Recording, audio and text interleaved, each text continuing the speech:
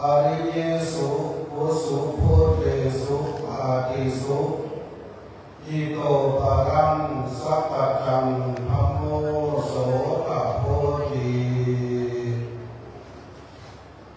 เทศนานุสนธิสื่อสารการแสดงโปรดสัตว์ธรรมเทศนาประกอบด้วยศาสนาพิธีธรรมอันเป็นการบำเพ็ญบุญเจริญกุศลสร้างบุญสร้างความดีสร้างบารมีธรรมบารมีทานของทางสาธุชนทั้งหลายโดยมีครอบครัวท่านเจ้าภาพเจ้าศรัทธาเป็นพระบุญอาภาณในการกุศลครั้งนี้คือกองผ้ามหากฐินและการเลิกฉลองเสนาสนะอันสำคัญที่พวกเขาเราทานทั้งหลายได้มีจิตศรัทธาดีมีเจตนาดีมีความปรารถนาดีต่อพุทธสถานเทวสถานในการสนิทอันหมายนี้ก็ครัวยาป่าดอรอดีพาวันพรหมิหารครอบครัวหลวงแก่นและครอบครัวที่เป็นกัลยาณมิตรเป็นกัลยาณธรรมที่มีจิตศรัทธามั่นคงซื่อตรงต่อพระธรรมคำสอนต่อพระวรพระพุทธศาสนาต่อเสนาสนะอาหารปัสสิมในส่วนนี้จึงได้พร้อมเพรียงกันต่างคนต่างมีศรัทธาดีต่างคนต่างมีความปรารถนาดีจึงได้พร้อมเพรียงวัตถุปัจจัยสี่เพื่อมาประกอบกันเป็นกองการตลาดกุศลก็คือกองผ้ามหากฐินในมื้อนี้สำหรับบุญผ้ามหากฐินนี่เพราะว่าเป็นบุญใหญ่เป็นบุญอันยอดยิ่งเป็นบุญอันสำคัญในโบราณโบราณเราเนี่ยเคยมีคำบอกว่าสิเหตุบุญนั้นให้ก็เพราะเหตุได้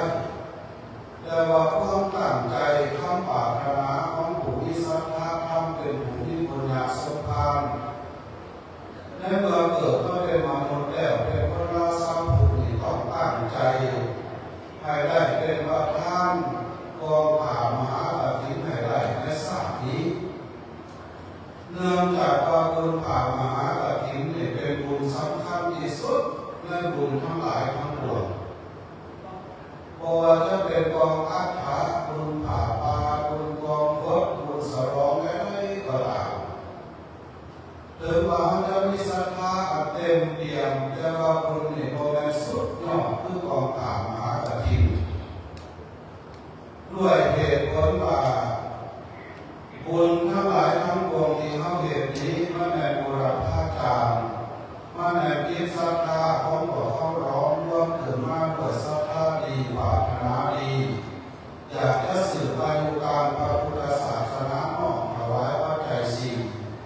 เพื่อเป็นผลกำลังใจให้แก่พระสงฆ์ผู้ทรงคุณธรรมสืบทอดอายุการพระพุทธศาสนาแต่ว่าบุญกฐินนี้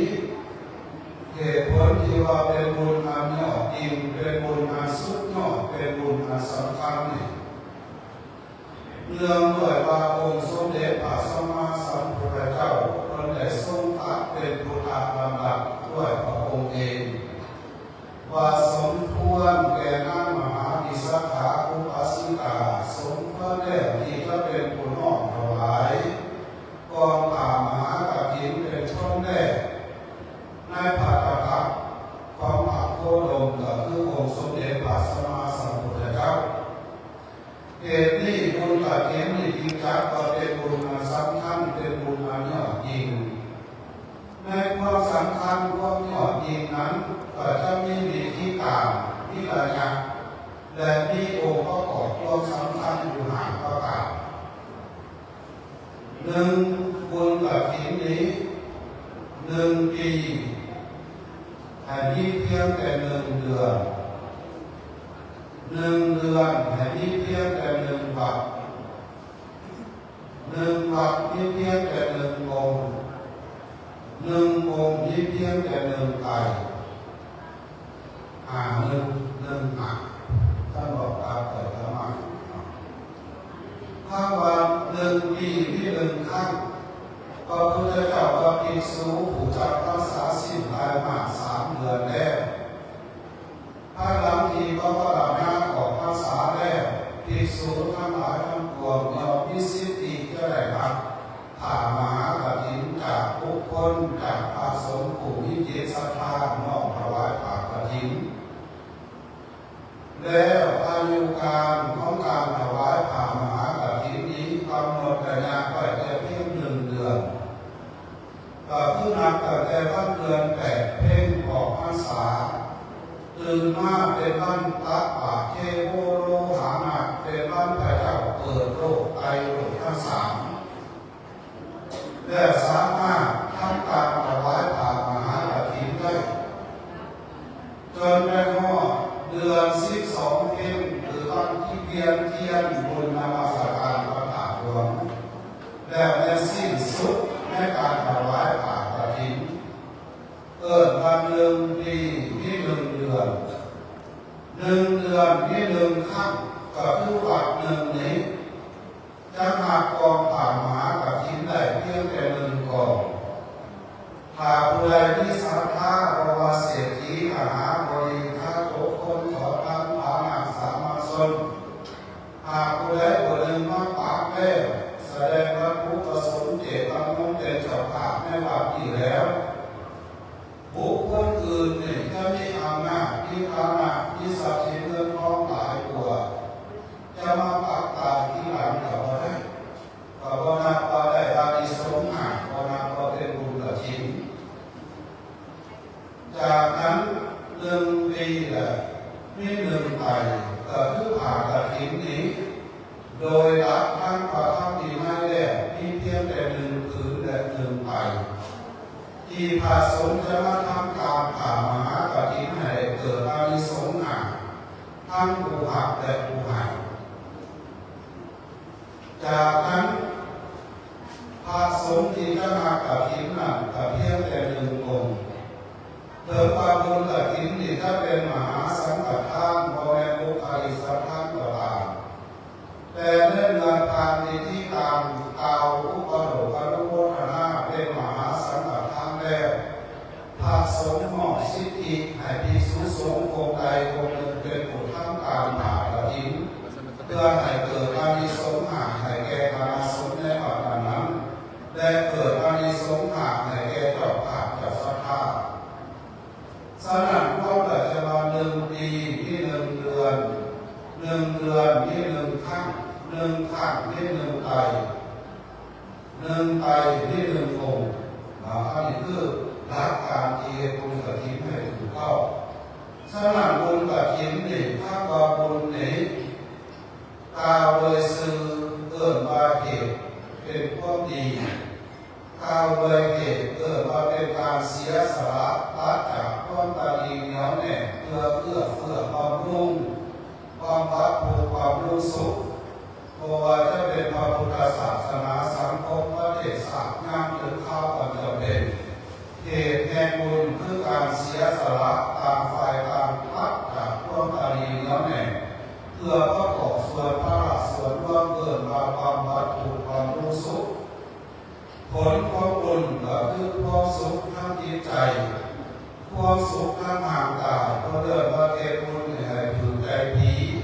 ให้ดีใจคนอันนี้คือผลของคำว่าบุญ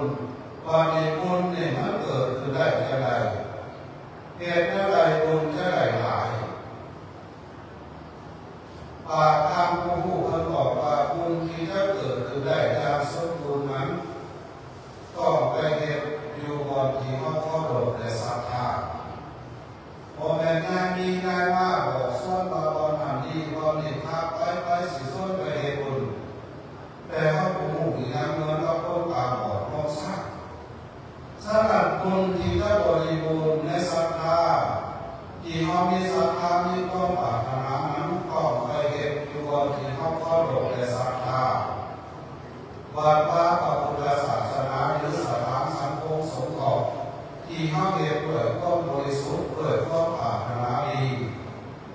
แล้วบุญเนี่ยเหตุกับบุคคลใดที่จะได้บุญแต่เช่นเดียวกันถ้าเหตุกับบุคคลที่เขามีความเคารพและศรัทธาเพราะว่าจะเป็นพระสงฆ์สมณะสีพราหมณ์เพราะว่าจะเป็นบุคคลสำคัญในบุรุษคดีที่เขาเคารพและศรัทธาซอยเอื้อความรู้อันนี้ก็เรียกว่าบุญเกิดขึ้นบริบูรณ์ฉะนั้นหลักทางพระพุทธศาสนาเรียกว่าบุญนี่เป็นกุญแจไขไปสู่เหตุแห่งความดีบุญเป็นกุญแจไขไปสู่มิติของความเป็นกัลยาณมิตรที่ดีบุญเป็นเหตุผลไปสู่การสั่งสมบุญญาบารมีและบุญกุศลนี้จะเป็นเหตุให้พวกเขาปากบุญว่างแต่พอดีบุญจึงเป็นเหตุผลอันสำคัญสำหรับมื้อนี้ในนามของครัวการนำผักหลักโดยที่ของครัวยาป่าเรามีพระวัดพบวิหารของครัวเหลืองแก่และการจัดตั้งตลอดเรื่องการระยะนามิตรได้ว่าน้อมถวายทิศให้เป็นบุญกุศลด้วยการสร้างกองฐานมหากฐินเพื่อที่จะถวายให้แก่คณะสงฆ์ผู้ทรงภูมิทรงธรรมจำศีลจำพรรษาได้ตายมากก็ควรตามรับประทับที่นั่นแรกมีสิทธิจะได้ตัดสลองนิสทาป่ามหากฐินเพียงแต่ว่ากฐินนี้นอกจากจะได้ยินว่าเป็นนั้นกฐินนี่ไปซื้อต้นไม้เหมือนกับมาเอากินก็ตามหมอกมุงแต่ว่าประเภทบุญคือว่าบุญกฐินถ้าว่ากฐินคือว่ากฐินเนี่ยกฐินนี้เป็นสื่อของภาษาบาลีว่าไม้ที่ขึ้นผ่าแล้วตัดให้เป็นทีวรอันนี้เป็นสื่อของภาษาบาลีกฐินหรือว่าสะดึงแปลเป็นภาษาลาวเป็นไม้ที่มันขึ้นผ่าแล้วตัดผ่าไปได้เป็นไปตามพระธรรมวินัยเรียกว่าผ่ามหากฐินก็คือผ่าที่ตัดออกจากไม้ขึ้นผ่าให้ได้เป็นบริบูรณ์ผลสมบูรณ์แบบตามพระธรรมวินัยที่กำหนดไว้ฉะนั้นบุญกฐินนี่ว่าบุญอันยอดยิ่งบุญอันสำคัญนี่เรื่องจากว่าบุญอันอื่นนี้ได้เมื่อถวายแล้วได้หักอานิสงส์แต่ผู้ถวายผู้หักก็ได้อานิสงส์เพียงแต่ว่าได้สลองศรัทธาปัจจัยสี่แต่ว่าบุญกฐินนี่สำคัญกว่าบุญอื่นๆนั้นเนื่องจากว่าผู้หักก็ได้อานิสงส์หนักผู้ถวายก็ได้อานิสงส์หนักแต่ว่าอานิสงส์หนักสำหรับผู้หักเนี่ยเป็นหน้าที่ของสงฆ์ที่เปิดจักรวาลพระโมทนาในเวลาเขาผู้กุศลและทำการผ่ามหากฐินในส่วนนี้อาตมาจะบ่อยยกมาก่อนแต่ว่าจะขอยกอานิสงส์หาของคณะประธานของเจ้าภาพเจ้าศรัทธาของกัลยาณมิตรทางผู้ที่ส่วนความสำคัญต่อผลสำเร็จและการน้อมถวายผ่ามหากฐินนั้นนี้สำหรับอานิสงส์ของพ่อออกแม่ออกของประธานคณะประธานเจ้าภาพถวายกฐินด้วยศรัทธาดีด้วยความปรารถนาดีนี้บุญกฐินที่จะสำเร็จได้อยู่ในสามลักษณะลักษณะของบุญกฐินที่เพิ่นเรียกว่าบุญวาด้วยผ่าบุญกฐินวาด้วยผ่าก็คือผ่าไปผ่าบริวารเจ้าภาพจัดเป็นระเบียบยกหน้าผู้ใดเห็นแต่ตายผู้เป็นธรรมสอนอันนี้เกิดว่าบุญกฐินวาด้วยผ่าอาตมากับกล่าวไปแล้วประการที่สองเป็นว่าบุญกฐินจะเริ่มเกิดที่ใจว่าขับประคองเจ้าภาพเจ้าศรัทธาด้วยองค์ใจสิกขา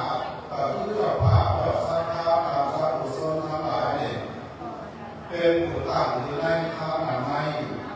เป็นผู้เจริญด้วยศีลธรรมและเป็นผู้หนักแน่นอยู่ในภาวนาข้อนี้ทรงตรัสไว้ว่าทานังเทติอิสาริยัง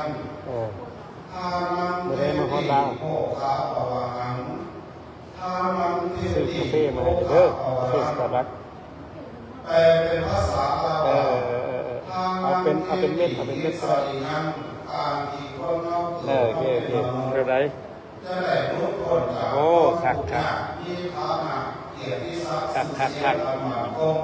เต็มไปด้วยอำนาจบุญวาสนาเหล่านั้นก็เพราะแต่สร้างสมบูรณ์ไว้ได้อดีตศาสตร์ก็คืออำนาจแห่งการทำบุญให้ทำทานังเทติโมกขาปวานังการที่คนเรามีอำนาจวาสนาบารมีและถ้าเป็นผู้มีจิตใจสูงส่งเป็นผู้ประกอบด้วยพระมหาวิหารธรรมเหมือนกับผู้มีจิตใจโอ้งามกระถินวัดศรีเมืองยอดศรีเมืองก็พออำนาจผลแห่งการทำทานังเทติโภคะปวารังทรัพย์สมบัติใดๆที่เขามีจะเป็นเหตุนำความสุขมาให้และครอบครัวฐานะคงกระพูดได้ก็เพราะอำนาจผลแห่งการแห่งทางก็บางคนเองที่เงินหน่อยหลักพันหนึ่งแต่ว่าเราเคยมีความสุขเราเคยมีความอบอุ่นอาจจะเป็นขาดส่วนการทำบุญแต่ทำหลายคนมีทรัพย์สินแต่หลายคนก็มีความสุขบางคนเองมีความสุขพอกับทรัพย์สินที่ตนนี้พระญาพุทธศาสนาพุทธว่าให้รู้จักคนพอดีเป็นคนแล้วที่เป็นคนพอดีจริงพอดีเป็นคนดาลีเป็นต้นถ้าว่าหน้าไม่ก็คือเป็นผู้เจริญนักแน่มั่นคงพอวางไว้นักแน่ในศรัทธานักแน่ในบุญกตินักแน่ในความขอบเพียงความสมาธิในครอบครัวสังคมประเทศชาติและหน้าที่การทำออกหมายเพื่อเริ่มว่าสมาธิจิตพอวางไว้ยกตัวอย่างให้เห็นขออภัยเพิ่นว่าเป็นลูกผู้ชายสักผู้ชายนี้อย่าเอาหัวใจไปไว้ตาเพราะว่าท่านผู้ชายเนี่ยเอาหัวใจไปไว้ตาเพิ่นว่าขาดความหาที่ชอบเห็นไหมว่าน้ำหนาลื่นสู่เกาหลังยิ่งหนามองหนาคือไก่มองอันนี้ก็อย่างดีแต่ว่าแม่ออกเด็กแม่ออกที่จะสิเอาหัวใจมาไหวหูความเรือเขาเอาคำดีเขาซับซ้อนเขาโซเสียยัวเหย่าเกิดเสียงหลอกเสียงผ่านเขาขาดความน้ำแห่งขาดสมาธิจิตไปหลงไหลในคำบอกอยู่แย่งแต่เขาเนี่ยแตกความสมาธิแต่ความพอ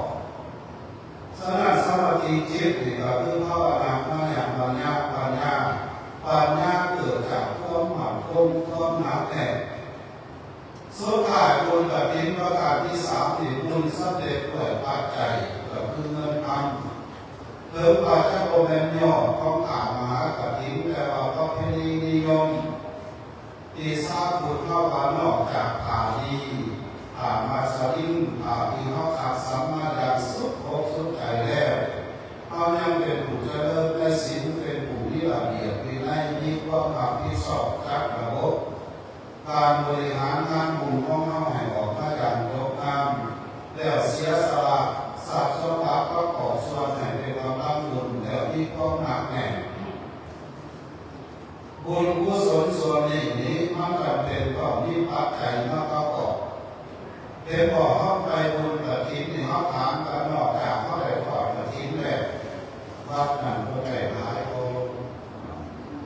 เติมเอาแรงรักในทางพระพุทธศาสนาแต่ว่ากายเป็นเพราะเพณีนิยม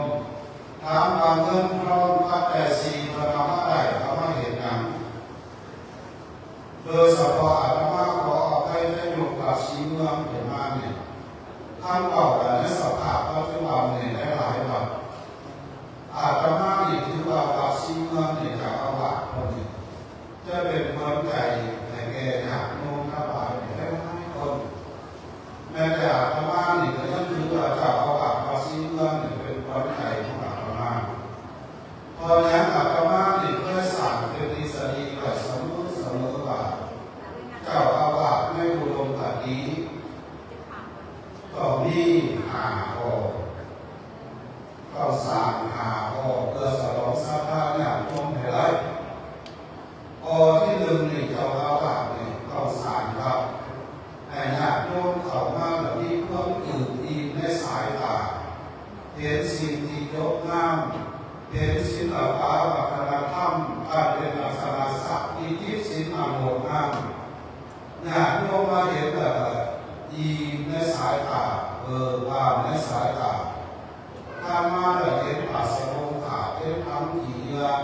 เศษอาหารขี่ม้าขี่แมวเนี่ยอยากโยมมาวัดกับสิโบอีไม่สายตาข้อที่สองก็คือเจ้าอาวาสต้องสร้างเหตุผลว่าญาติโยมเข้ามาวัดแล้วญาติโยมต้องอิ่มในหูอิ่มหูนี่พอแม่มาเสียงตรงเสียงปากทุกออกแล้วอิ่มหูก็คือญาติโยมเข้ามาวัดแต่ได้ยินเสียงพระสงฆ์เนี่ยไฟพระภาวนาสู่มนต์แผ่เมตตาญาติโยมได้ยินเสียงสู่เสียงธรรมก็อิ่มในหูในเสียงที่ได้ยินวิธีคิดใจข้อที่สามก็คือเจ้าอาวาสต้องสั่งเงินไขเป็นเงินญาติโยมมาวัดแล้วต้องให้มีความสมัครที่บ่มีฐานะสมศักดิ์เกิดมาญาติโยมมาวัดแล้วให้อิ่มกายอิ่มกายนี่นั่งเป็นระเบียบกันเหมาะสมพอเพียงเปลี่ยนซึ่งกันและกันมีข้าวน้ำอาหารมงคลทุกคนก็สามารถกินได้เสมอเสียงเช่นกันเกิดมาให้ได้อิ่มกายสุดท้ายอิ่มตาอิ่มหูอิ่มทางกายอิ่มท้องและอิ่มใจที่สุดของการอิ่มใจข้อที่ห้าก็คืออิ่มบุญอันนี้คือบุญที่จะเกิดขึ้นสมกับว่าเจ้าอาวาสวัดใดจะเป็นผู้ลงคดีให้ของญาติโยมที่มีความปรารถนาหรือว่าหลายเขาจะมีหนองและจากธรรมะได้กล่าวไว้ก็แล้วแต่ว่าข้างหน้าข้างนี้อานิสงส์ของญาติโยมของเจ้าภาพเจ้าศรัทธานี่ถวายผ่านมหากฐินแล้วจะได้อานิสงส์อยู่ห้าประการหนึ่งคำว่าสุรูปาตาสองสุสาราตาสามสุขังนาตาสี่สุขังนาตาห้าอภิปัจจัยสัพพะริมาลังเนี่ยแม่ออกเวลาอยู่อ่านมหากฐินนี่คอยคาถาตรงนี้จะขอแปลเป็นภาษาลาวว่าหนึ่งสุรูปาตานี้เพื่อว่าบุคคลใดได้มีจิตใจอ่อนน้อมบริสุทธิ์ยกย่องอาโภอามหากฐินแล้วถวายด้วยดีแล้วเพื่อว่าจะเป็นผู้ที่ผู้ทรงพระธรรมงดงามหน้าตาผู้ทรงจะเป็นที่คือนอกคือเลือดต้องใจของเรามนุษย์และเทวดาทั้งหลายเพื่อว่าสุรูปาตาเป็นผู้ที่ผู้ทรงทางกายอันงดงามบรรลุดาวผ่านมหากฐินอันปานีที่หลายคนได้ยกย่องสัพพุทธาออกไปด้วยข้อที่สองสุสาราตาเพื่อว่าอานิสงส์อำนาจของผ่านมหากฐินนี้ได้แก่ให้เจ้าภาพมหากฐินนี่เป็นผู้ที่อำนาจทั้งเสียงเขาที่อำนาจเสียงเขาเมืองคอยสอบผู้ใดแต่ยิ่งเกิดก็เข้าหลบและศรัทธาเกิดก็ปรารถนาดีเกิดมาสู่ลูกหลับตาเป็นผู้ที่เสียงอันทรงพลังอำนาจข้อที่สามคือสุวรรณตาเป็นผู้ที่ผิวพรรณพรรณพุทธองค์ออกใสเรามาดูในเทวดาเห็นแล้วก็ยกมืออนุโมทนามีความปรารถนาดีข้อที่สี่ก็คือสุขันธาตาเป็นผู้ที่สวดทรงสง่างามตามโยมหน้ายามเดินคนเห็นก็เกิดก็เคารพเกิดก็ศรัทธาบอกแก่คือยิงคืออ่านข้อที่ห้าก็ว่าอภิปัจจังสัพพะริมาลังจะเป็นผู้ที่ฐานะตำแหน่งเกียรติศักดิ์ชื่อเสียงอันคงโด่งดังทั่วไกลข้อเป็นบทปริวารเหมือนกับพระเดชคุณผ่านมหากฐินนี้เขาก็มีประธานแล้วเขาก็มีบริวารอภิปัจจังเนี่ยเปิดว่าคนเขาเนี่ยมีฐานะมีตำแหน่งมีเกียรติศักดิ์ชื่อเสียงก็พออำนาจคนแห่งการได้ถวายออกผ่านมหากฐินอย่างน้อยก็มีความเป็นใหญ่ในสามีอย่างน้อยก็มีความเป็นใหญ่ในภรรยาในครอบครัวและเมื่อเขามีความเป็นใหญ่ในครอบครัวในวงการราชการหน้าที่ตำแหน่งแล้วเขาก็จะขอไปด้วยบริษัทวารังขอไปด้วยบริวาร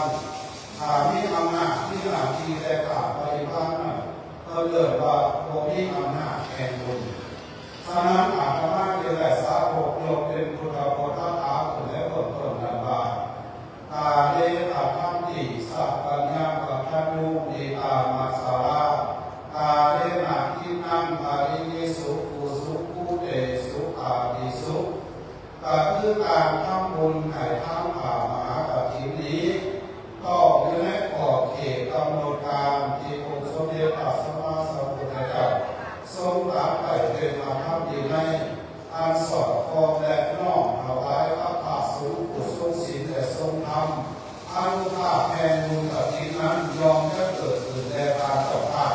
การสาธุชนทั้งหลายทั้งปวงตามที่เหล่าธรรมะได้ก็ขอบพระองค์สลองยิ่งสัทธากล่าวเข้ามาเพื่อเป็นเหตุแห่งบุญให้แก่เจ้าภาพเจ้าภาพ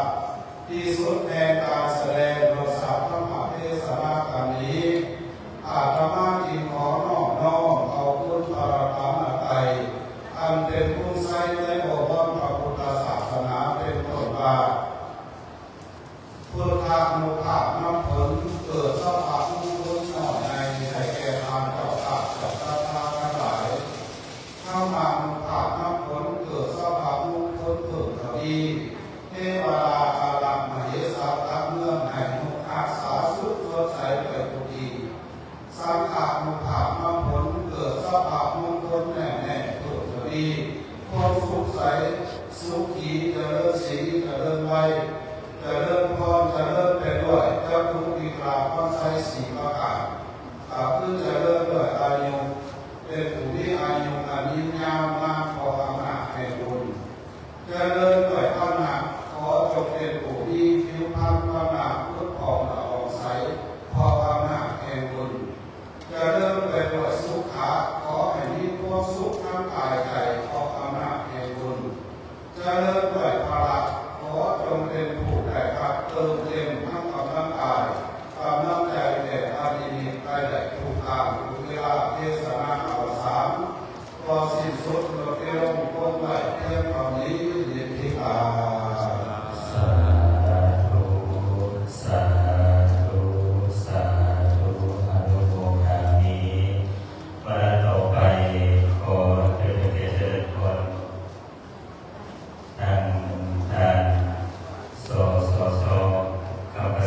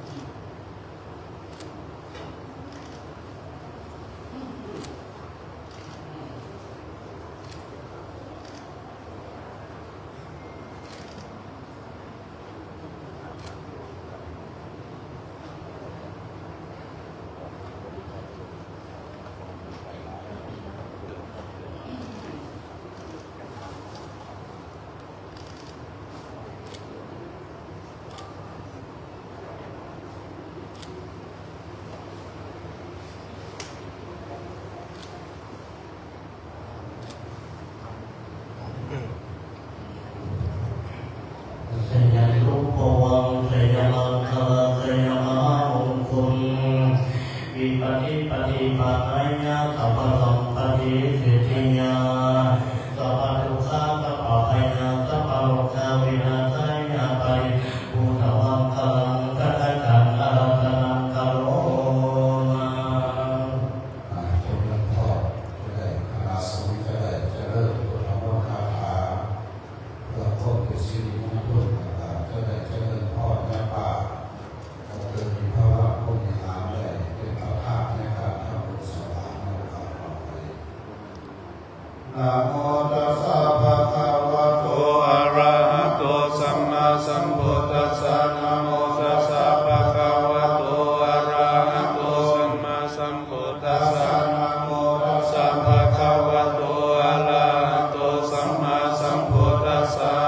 พุทธังอายุวัฒนังเตสิวิตังยังวะนิพพานังสรณังคัจฉามิธัมมังอายุวัฒนังเตสิวิตังยังวะนิพพานังสรณังคัจฉามิสังฆังอายุวัฒนังเตสิวิตังยังวะนิพพานังสรณังคัจฉามิตุติยัมปิพุทธังอายุวัฒนังเตสิวิตังยังวะนิพพานังสรณังคัจฉามิตุติยัมปิธัมมังอายุวัฒนังเตสิวิตังยังวะนิพพานังสรณังคัจฉามิตุติยัมปิสังฆังอายุวัฒนังเตสิวิตังยังวะนิพพานังสรณังคัจฉามิตติยัมปิพุทธังอายุวัฒนังเตสิวิตังยังวะนิพพานังสรณังคัจฉามิตติยัมปิธัมมังอายุวัฒนังเตสิวิตังยังวะนิพพานังสรณังคัจฉามิตติยัมปิสังฆังอายุวัฒนังเตสิวิตังยังวะนิพพานังสรณังคัจฉามิอิติปิโสภะคะวะอะระหังสัมมาสัมพุทโธนิสสจารณะสัมปันโนสุขโตโลกวิทูอานุตตโรปุริสธัมมัสสารติสัทธาเทวามนุษย์สันนังพุทโธภะคะวะติสวะคะโตภะคะวะตะธัมโมสันติติโกอาคาลิโกเอหิปัสสิโกปัญญาญิโกปัญจตังเวทิตาโพวิญโยอิติสุปฏิปันโนภะคะวะโตสาวกสังโฆสุปฏิปันโนภะคะวะโตสาวกสังโฆญาณปฏิปันโนภะคะวะโตสาวกสังโฆสัมมิติปฏิปันโนภะคะวะโตสาวกสังโฆญาณิตังจัตตาริปุริสายุกานิอัตตาปุริสาภุคาลาอิสัพพะคะวะโตสาวกสังโฆอาหุนนโยกาหุนนโยตาคินโยอัสสาริกาลามิโยอนุตตรังปุญญเกตังโลกัสสาติภะโวสัมมาสัมมาปิเนมิรัสสะวตันตังกายเมวะรังวะ